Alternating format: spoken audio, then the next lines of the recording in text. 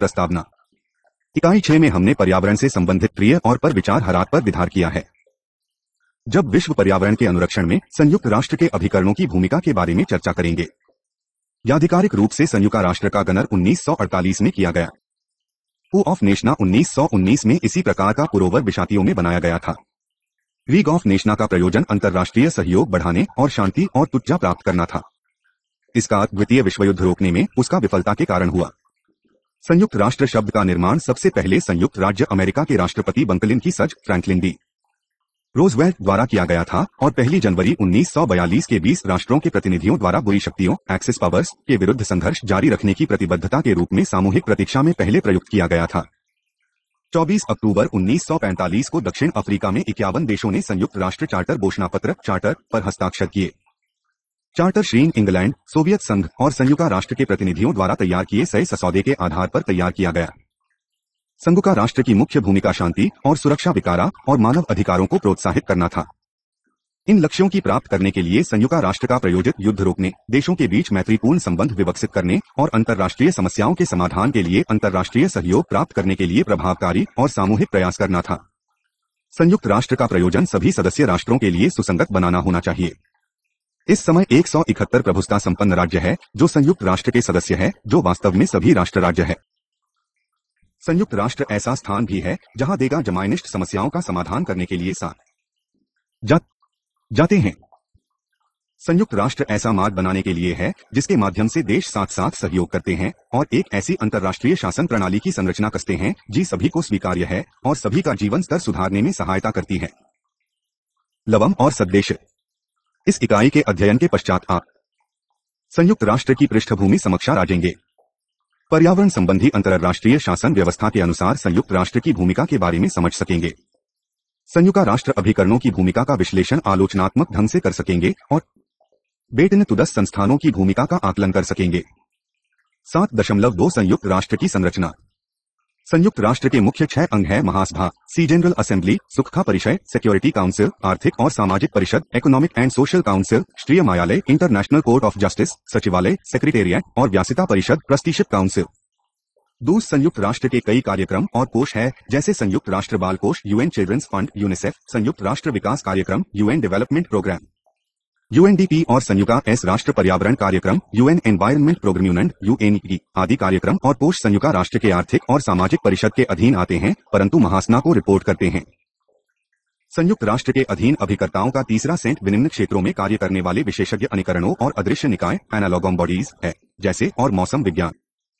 इन निकायों में सुपरिचित है संयुक्त राष्ट्र शैक्षिक, वैश्विक और सांस्कृतिक संगठन UNESCO, united nations educational, scientific and cultural organization UNESCO, अंतर्राष्ट्रीय श्रम संगठन आईएलओ, खाद्य एवं कृषि संगठन food and agricultural organization FAO, विश्व बैंक।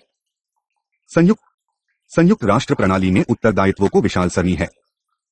इन उत्तरदायित्वों में शांति स्थापना, आपदा प्रबंधन, स्वास्थ्य, प्राकृतिक संसाधन प्रबंधन और यहां तक कि ऋण देना भी शामिल है। उस दृष्टि से संयुक्त राष्ट्र अधिदेश का कार्यक्षेत्र का उद्देश्य शिव में सभी के लिए अधिक अवसरों के साथ अधिक स्थायी और सुरक्षित विश्व प्रदान करना है। महासभा संयुक्त राष्ट्र का मुख्य आधार है। इस दृष्टि से महासभा विशिष्ट निकाय है कि यह कंबल ऐसा मंत्र है जहां सभी देश एक साथ बैठते हैं और अपनी अपनी आवश्यक समस्याओं की चर्चा करते हैं। इसके बताया सभी राष्ट्र राज्यों को उनकी आर्थिक स्थिति को ध्यान में रखे बिना समान मत का अधिकार है। महासभा का मतदान एक स्तरीय विश्व राय निर्धारित करता है। फिर भी महारामा के निर्णय सदस्य राज्यों पर कानूनी रूप से बंधनकारी नहीं है और अधिक से अधिक यह केवल राष्ट्रों के समुदाय का नैतिक प्राधिकार निर्धारित कराता है। सुरक्षा परिषद। सुरक्षा परिषद संयुक्त राष्ट्र के सबसे अधिक महत्वपूर्ण अंगों में से एक है। इसका मुख्य स्वामित्व अंतर्राष्ट्रीय शांति सुरक्षा बनाए रखना है और यह वन संकटों पर विचार करती है जैसे ही वे जान होते हैं। संयुक्त राष्ट्र चार्टर के अधीन सुरक्षा परिषद के निर्णय कानूनी रूप में बंधनकारी है और सदस्य राज्यों को उनका निर्वहन करना अनिवार्य है।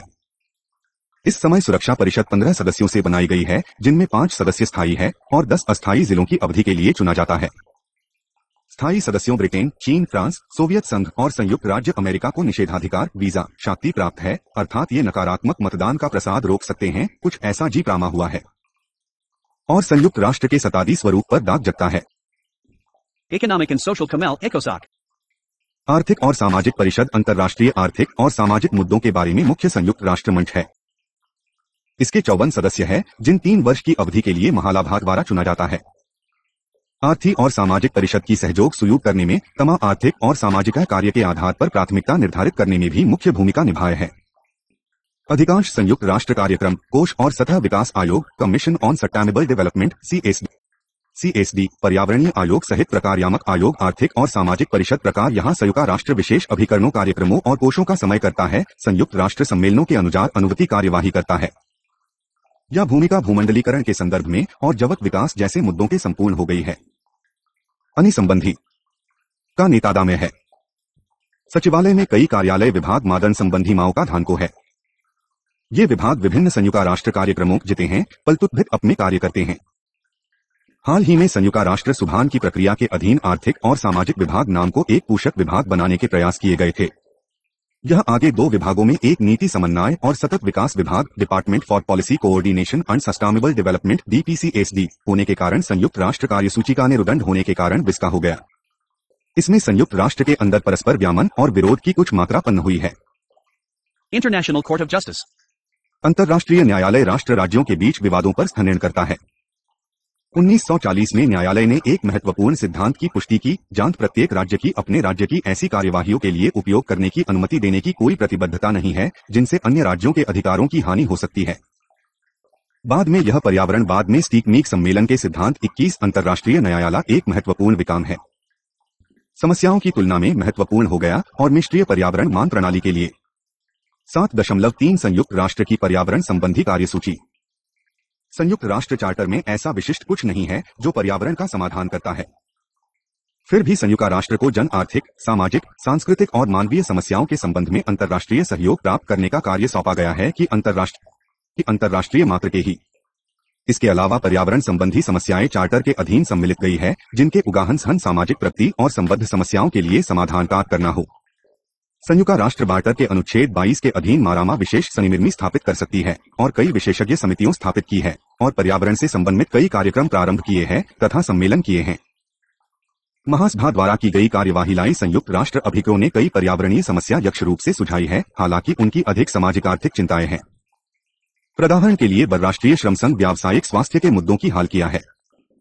खाद्य एवं कृषि संगठन food and agriculture organization FAO मृदा भूमि और प्रदान से संबंधित मुद्दों में सम्मिलित हो जा है। यूनेस्को में भी प्राकृतिक संघ की किया है, जबकि संयुक्त राष्ट्र विकास कार्यक्रम का भी पूर्ण है। संयुक्त राष्ट्र द्वारा स्वयं नहर संबंधी कार्यवती की शुरुआत 1947 तब हुई थी जब आर्थिक और सम्मेलन UN कॉन्फ्रेंस ऑन द कमर्क्यूशन पॉपुलेशन ऑफ के लिए संकल्प पारित किया था। यह सम्मान 194 में आकृतिक संसाधनों को संरक्षण की आवश्यकता का विचारों के ध्यान प्रदान करने के लिए सम्मेलन और विकारिते के लिए कोई विदेश नहीं, जिसके फलस्वरूप 1908 में अमिश परिणामस्वरूप अन्य संधियों हुई, यद्यपि सभी संयुक्त राष्ट्रान नहीं थीं।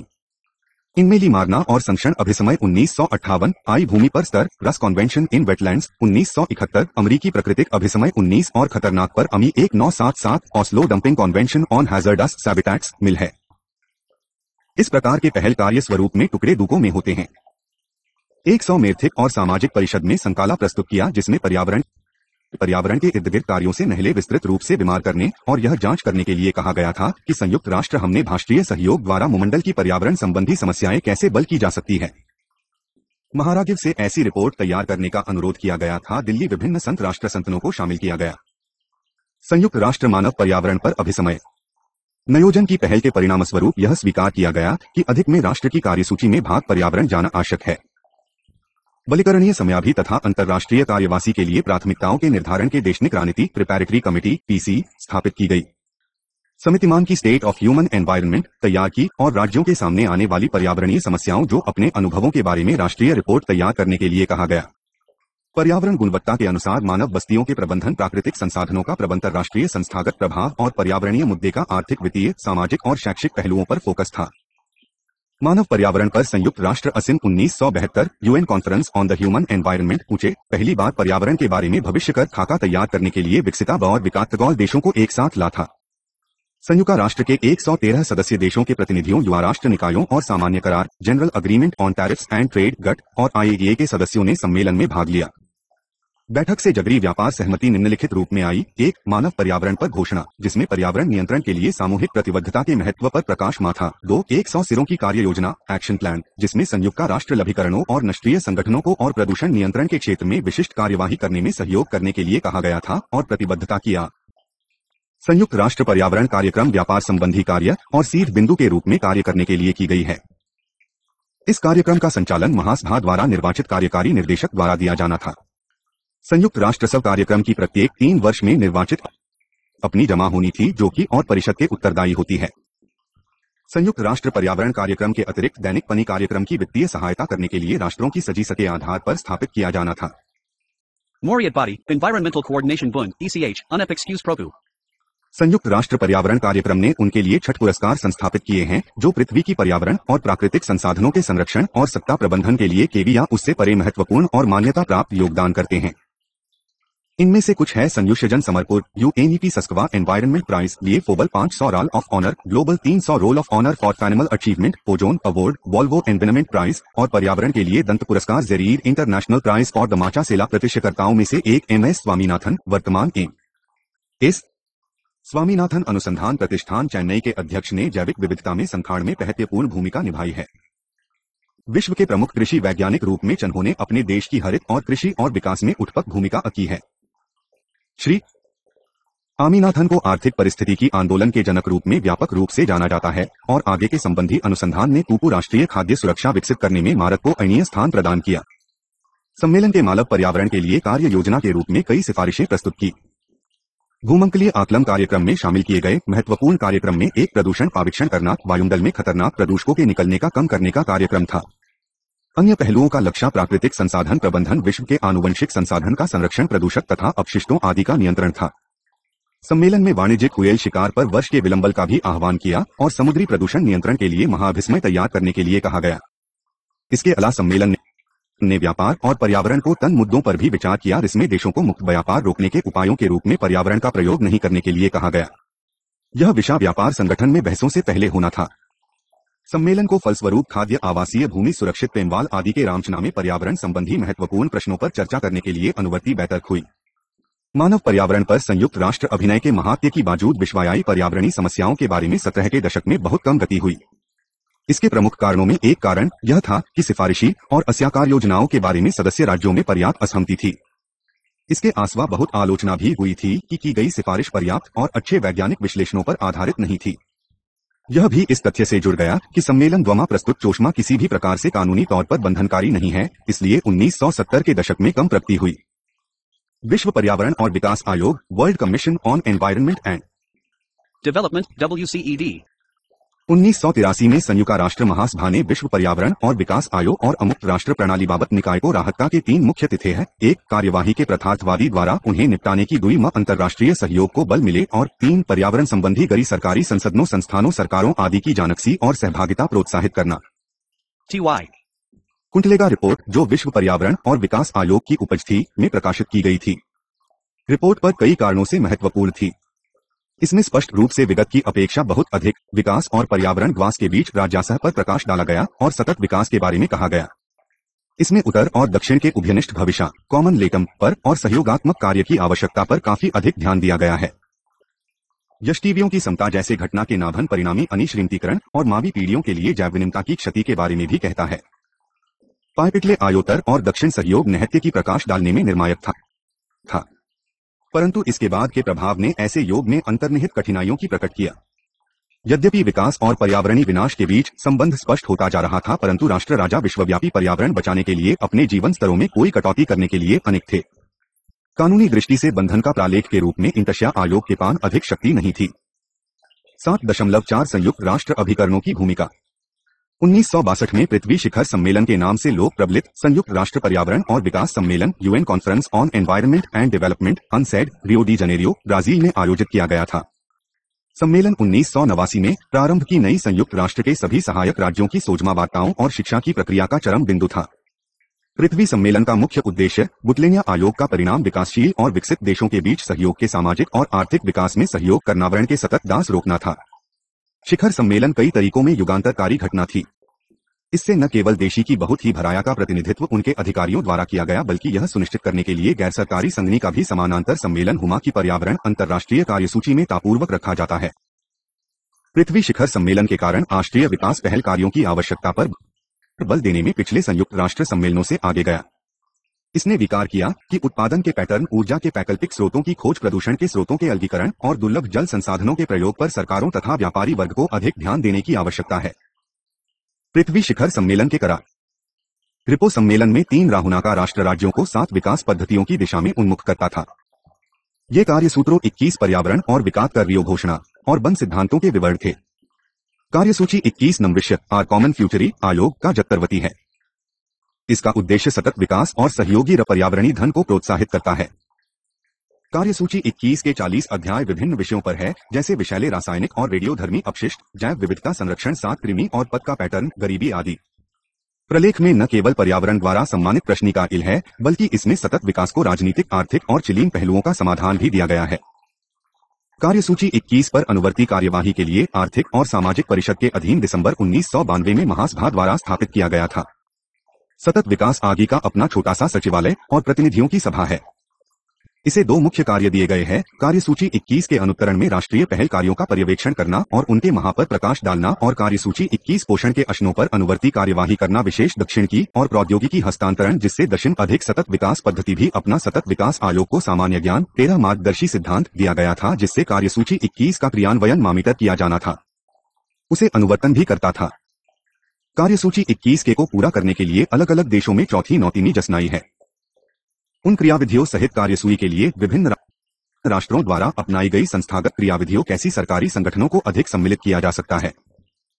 सतत विकास आयोग को यह भी देखना था कि नई सतत पद्धतियों के अंगीकरण ने विकासशील देशों को कैसे प्रभावित किया, ऐसी नीतियों अपनाने के लिए देशी की कैसे प्रभावित किया, और व्यापार नीतियों पर सतत पद्धतियां कैसा प्रभाव था।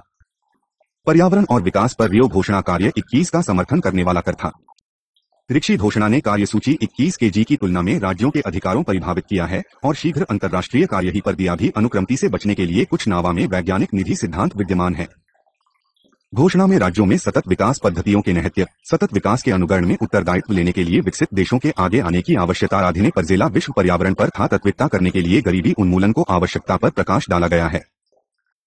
सिमला कारण सिद्धांति का विवराज बंधन के मरे का समाधान कसा है।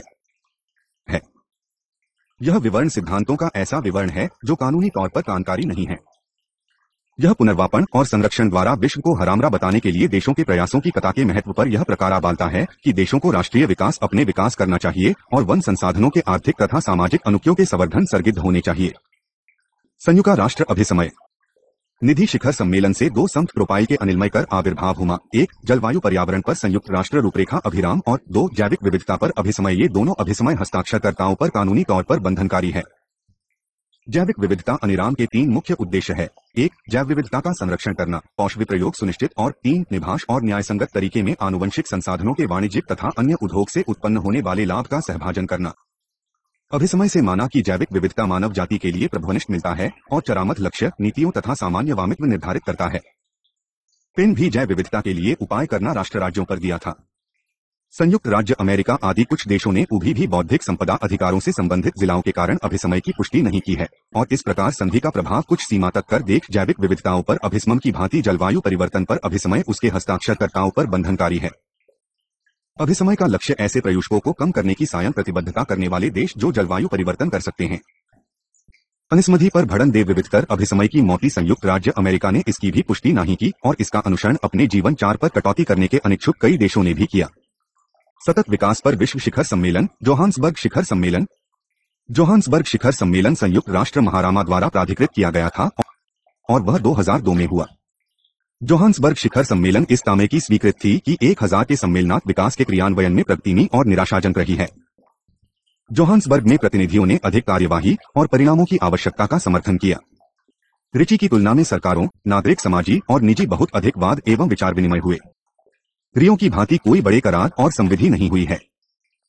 पर्यावरण, शाम और गरीबी की समस्याओं का समाधान करने के लिए बड़े निकाले गए, लक्ष्य निर्धारित किए गए 2018 का बुनिराफाई वंचित लोगों में से आने तक करेगा 220 रोग और उत्पादन ऐसे लकीमें करना कि मानव और पर्यावरण प्रतिकूल प्रभाव पड़े नलियों का अनुकर्मा उन्हें पुनः करना ताकि कारकारान हो सके और 2010 तक जैव विविधता को पर्याप्त माला में कला उन्हीं कृषि उपज सुधारना और पारितंत्र अध्ययन सुधारना।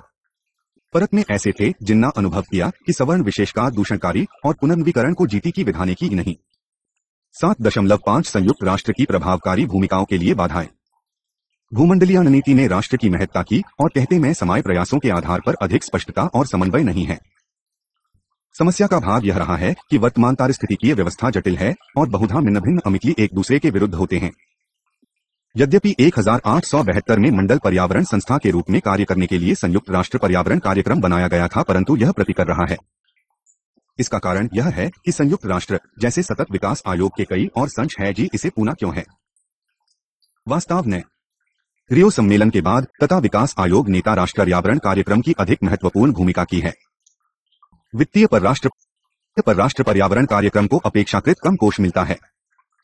इन्हें आताका संस्थाएं और संघ विभिन्न पक्षीय पर्यावरण अनिस्मायो भी संबद्ध है, जैसे भूमंडलीय चरण सुविधा मुहिमाल प्रोटोकॉल के तीय कोष जो वित्तीयन का प्रभारी है और अन्य संघ का राष्ट्र था स्वायत्त विकास कार्यक्रम और विश्व बैंक जिनके पास विशाल भूमंडलीय क्रियान्वयन के लिए निकाय जैसे संयुक्त कार्यक्रम है।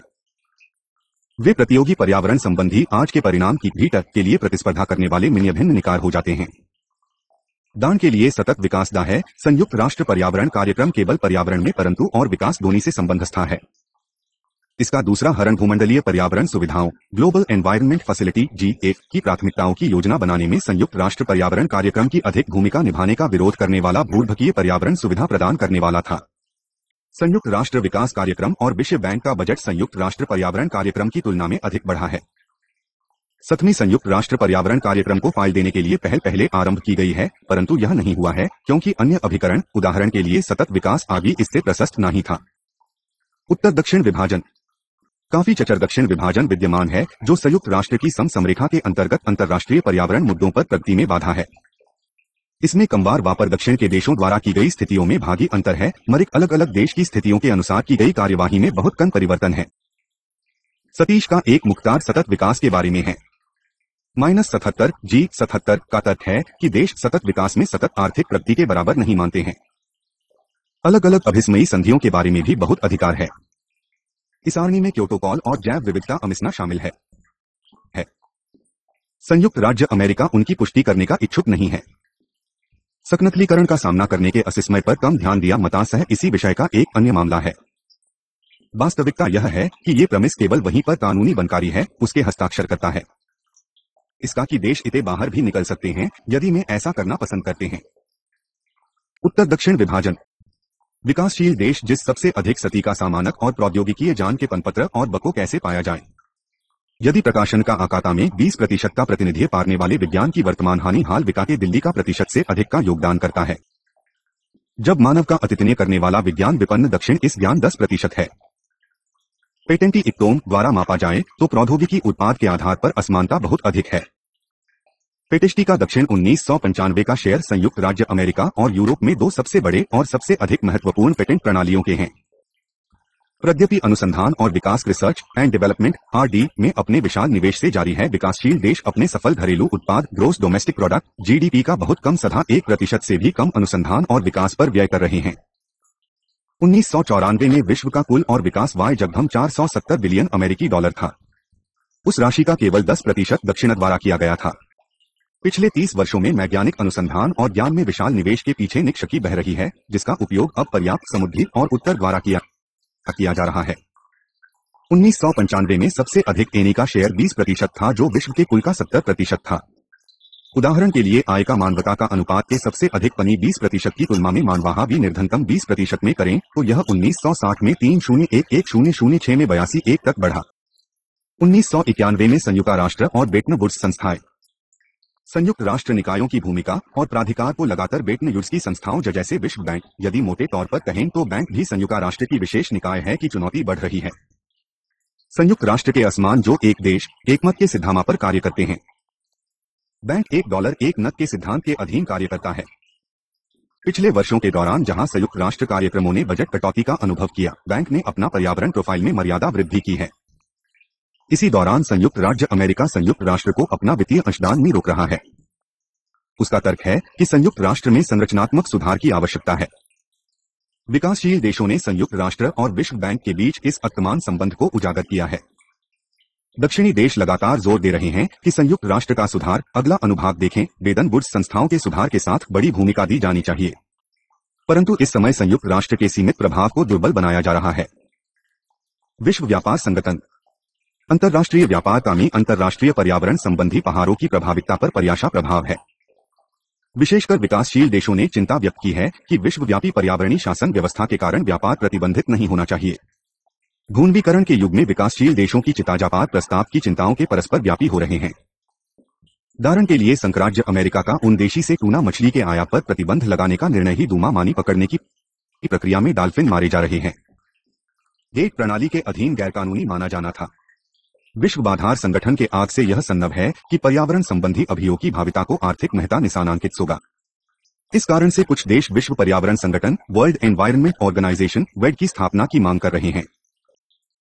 अधिकाता विकासशील देशावरुण दौर उरुग्वे रोन कार्यसूची कॉम्प्रिहेंसिव एजेंडा के विरुद्ध है, जिसने उस अति प्रशुल्क इंडस्ट्रियल टैरिफ्स, कृषि और सेवाओं के व्यापार संबद्ध क्षेत्रों में सीमांत जाम के बदले ट्रिप्स और क्रिम्स के गैर व्यापार संबद्ध क्षेत्रीय ने अपनी घरेलू नीति विकल्पों के बड़े भाग त्यागने पड़े थे।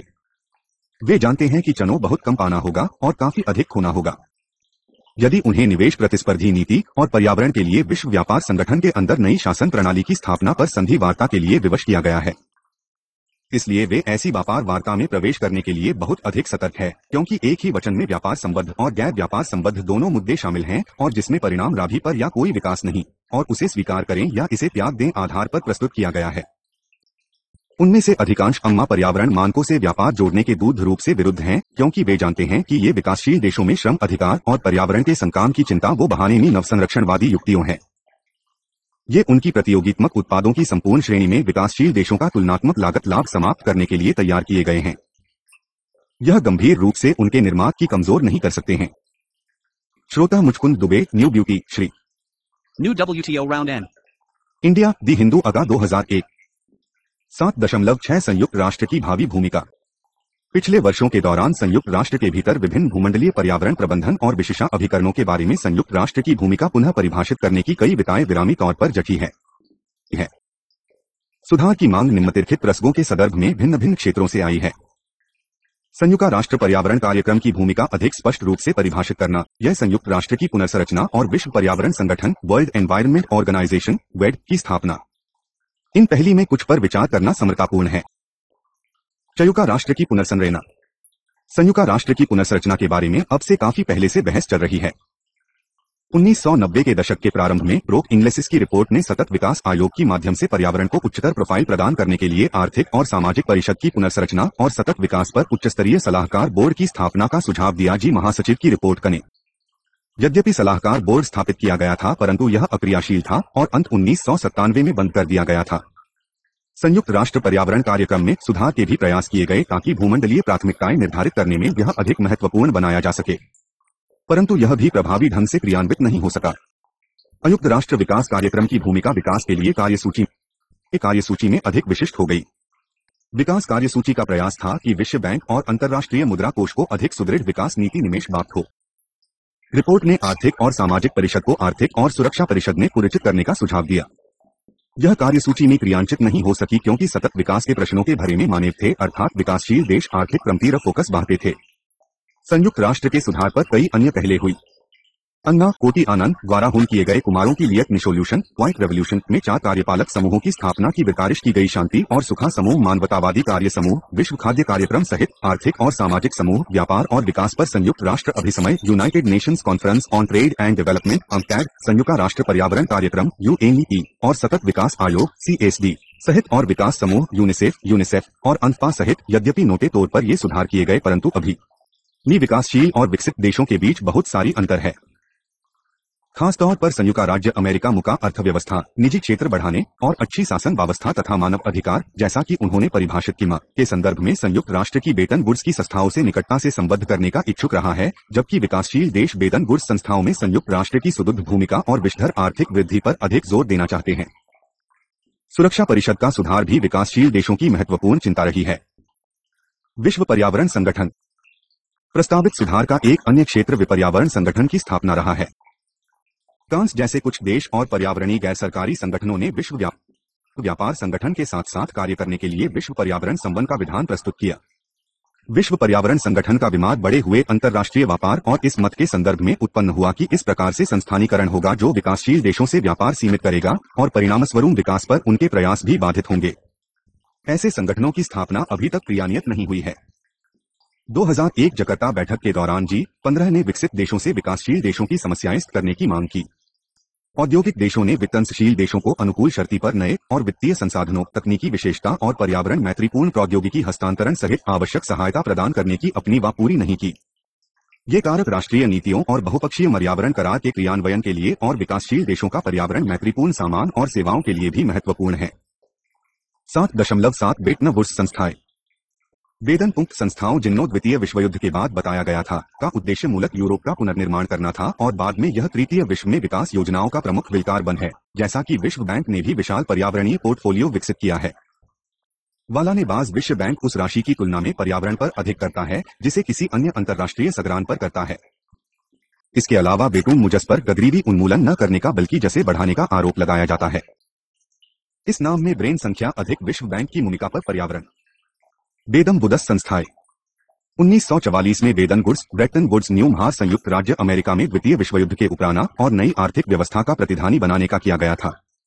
चीन संगठन विश्व बैंक, अंतर्राष्ट्रीय मुद्रा कोष IMF काटन क्षण पाए कहलाते थे और राष्ट्रीय व्यापार संगठन थी। पहले दो ही स्थापित किए गए परंतु तीसरे पर काफी विवाद उत्पन्न हो गया। इकाई 2 में व्यापार और पर्यावरण पर चर्चा देखें।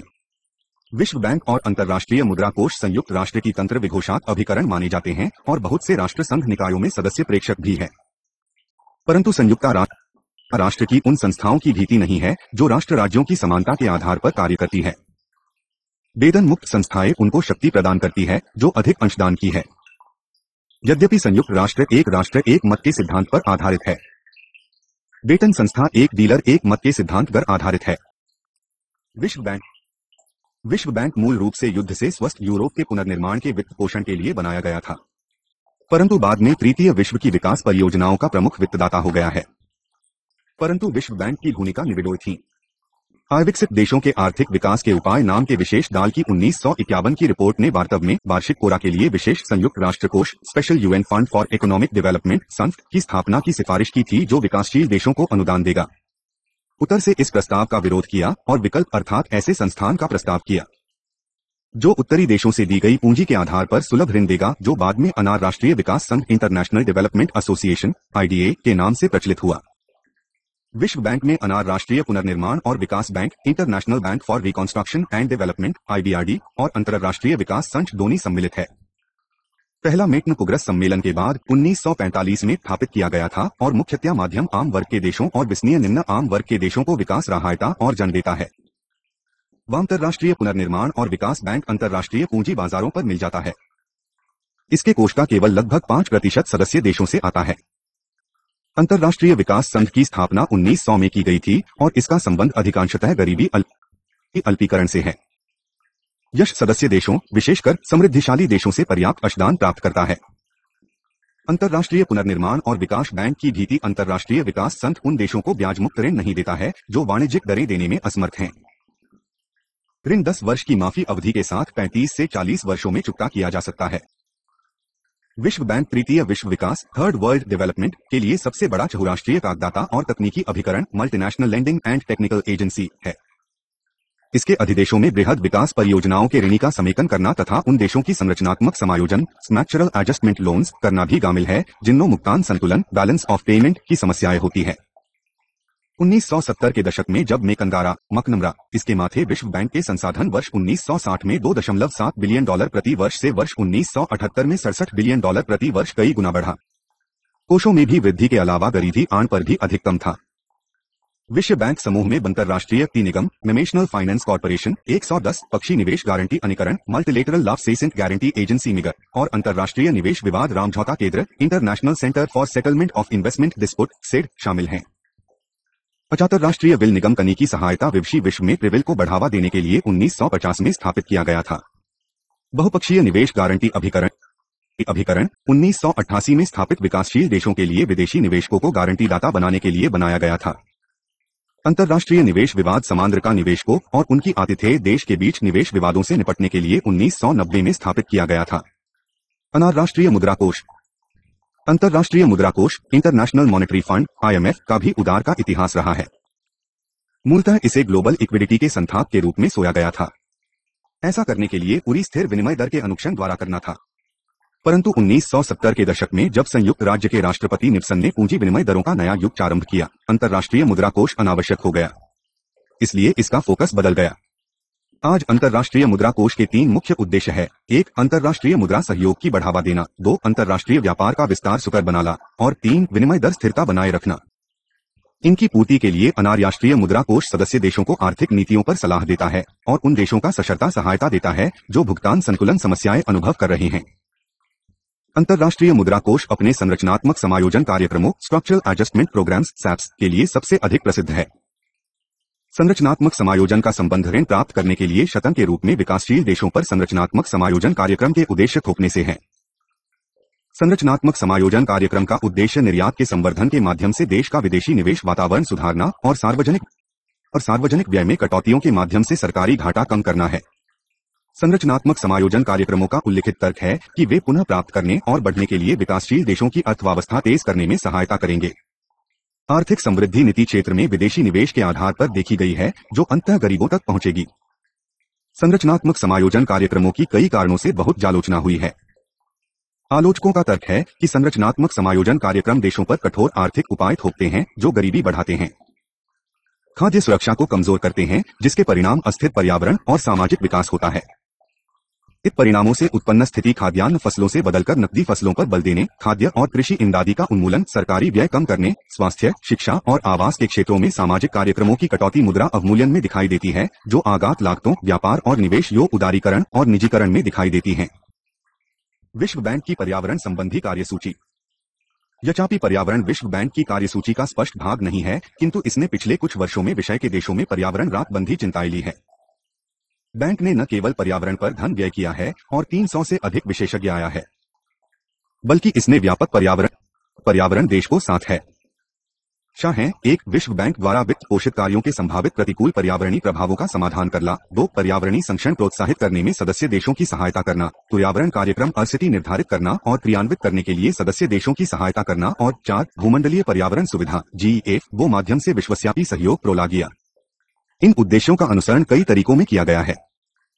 विश्व बैंक की प्रधानात्मक नीतियों, बैंक क्रियाविधियों और अच्छी पद्धतियां हैं जिन सभी का उद्देश्य पर्यावरण और सामाजिक समरगाजों का समाधान करना है। 1984 में विश्व बैंक ने अपना पर्यावरण संबंधी फोकस ऑपरेशन मैनुअल विवरण में समेकित किया है। इस विवरण की सबसे अधिक महत्वपूर्ण विशेषता पर्यावरणीय आकलन एनवायरमेंटल असेसमेंट EA की अपेक्षिता है। विश्व बैंक तुम परियोजनाओं का पर्यावरणीय आकलन करने के लिए कर्जदारों को बाध्य करता है, जिसके परियोजना के स्वरूप के अनुसार प्रतिकूल पर्यावरणीय प्रभाव हो सकते हैं। पर्यावरणीय आकलन का अभिप्राय यह सुनिश्चित करना है कि विकास प्राकृतिक पर्यावरण, मानव पर्यावरण और सुरक्षा मुद्दों, सामाजिक पहलुओं जैसे सांस्कृतिक संपत्ति, अनैच्छिक बस्ती अंतर सीमा और भूमंडलीय पर्यावरणीय पहलुओं के अनुसार पर्यावरण की दृष्टि से स्वच्छ और टिकाऊ है। पर्यावरणीय आकलन को परियोजना के संभावित नकारात्मक और सकारात्मक पर्यावरणीय प्रभाव और व्यवहार्य विकाय भी शामिल करने चाहिए। इसे सिफारिशें करनी चाहिए कि पर्यावरणीय प्रभावों को न्यूनतम कैसे किया जा सकता है। विश्व बैंक कई ऐसे अन्य उपायों को भी रखता है जो पर्यावरण संरक्षण के लिए होते हैं।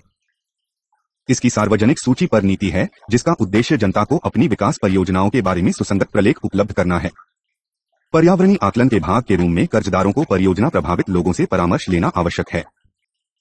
विश्व बैंक अंतर्राष्ट्रीय संधियों और लागू कानूनों की सूची भी रखता है ताकि यह सुनिश्चित किया जा सके कि कहीं उसकी परियोजनाएं किसी अंतर्राष्ट्रीय पर्यावरण करारी के प्रतिकूल तो नहीं है।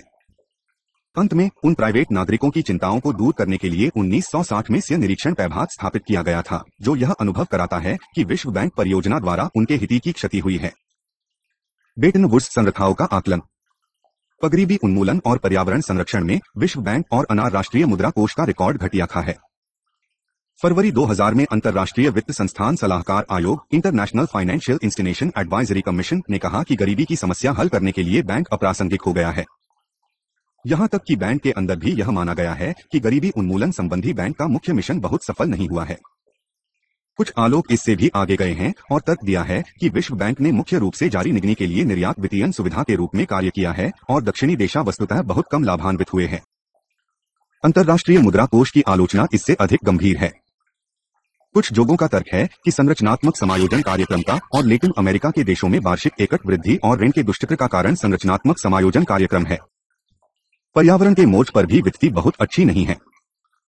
हाल ही में अपनी ही परियोजनाओं पर विश्व बैंक समीक्षा वापेनदास रिपोर्ट वेपन हैंस रिपोर्ट में परियोजना को ऋण देने की समग्र नुगवता के पर्याप्त हाथ पर प्रकाश डाला गया है।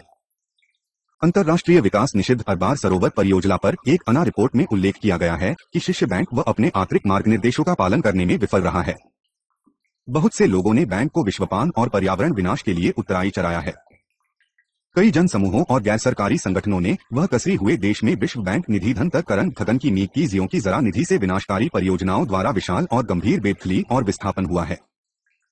एक प्रतिनिधिमंडल विश्व बैंक के अधिकारियों से मिला और रणनीतिक क्षेत्रों पी से विद्युत और जज तथा देश से बैंक की संभावित निकासी से फंडिंग निकाली की मांग की। उन्होंने सरदार सरोवर बौद्ध परियोजना के वित्तीयन और आगे बढ़ाने का उत्तरदायी माना, चूंकि प्रभावित लोगों का पुनर्वास नहीं हुआ है। वे जलाशय के किनारे रहने के लिए विवश है जो अब गांव से फूल रहा है। इसके फलस्वरूप नर्मदा घाटी में बहुत बड़ी संख्या में मौतें हुई है। हजारों को अभी भूमि और अन्य लाभ अभी मिलने हैं। उनमें से बहुत से लोगों ने जिन्हें भूमि मिली पाया कि यह वापस से बहुत कम या खराब है। यह उल्लेख किया गया है कि विश्व बैंक ने मानव अधिकार आंकड़ा की कोई शिक्षा ग्रहण नहीं की कि जनानी नर्मदा घाटी में धन दिया और अपनी उपस्थिति हांगा को प्रत्यक्ष रूप में या अपत्य का रूप में बनाए रखी। विश्व बैंक राष्ट्रीय जल विद्युत निगम national hydro power corporation NHPC को भी निधि उपलब्ध कराने पर विचार कर रहा है, जो ओंकारेश्वर और नर्मदा सागर बीच का निर्माण कर रहे हैं, परंतु प्रभावित लोगों के पुनर्वास करने या वैकल्पिक भूमि प्रदान करने की किसी योजना के बिना। बेटन मुद्रस को चुनौतियों। 1970 के दशक में कुछ दक्षिणी देशों ने विश्व बैंक के प्रभुत्व वाली विश्व की आर्थिक व्यवस्था की शक्तियों को चुनौती दी। ओपेक के उदय से विश्व बैंक की सहायता कम महत्वपूर्ण ही गई है, क्योंकि विश्व बैंक अब ओपेक की अरबों डॉलर राशि से ऋण देने में काफी अधिक इच्छुक है। मूल्यनिरपेक्ष आदिलन G77 और विशेषकर व्यापार और विकास पर संयुक्त राष्ट्र अभिसमय अंकैड में भी यथापूर्व स्थिति को चुनौती दी। व्यापार और विकास पर संयुक्त राष्ट्र अभिसमय ने विश्वव्यापी सुधार रणनीति के लिए तर्क दिया, जिसमें सामग्री कीमत स्थिरीकरण, तरजीही टैरिफ योजना और विदेशी सहायता का विस्तार और गतिवृद्धि की मांग शामिल थी। 1974 में संयुक्त राष्ट्र महासभा के विशेष अधिवेशन ने नई अंतर्राष्ट्रीय